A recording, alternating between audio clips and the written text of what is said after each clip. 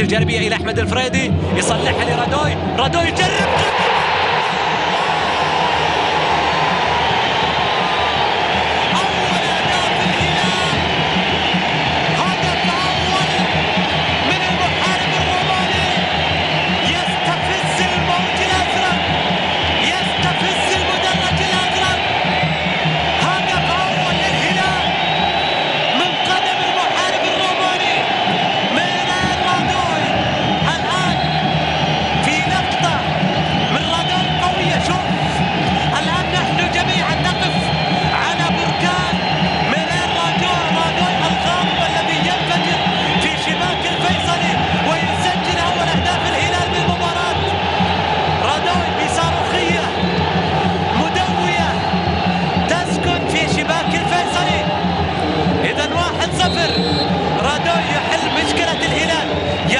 عقدة الهلال.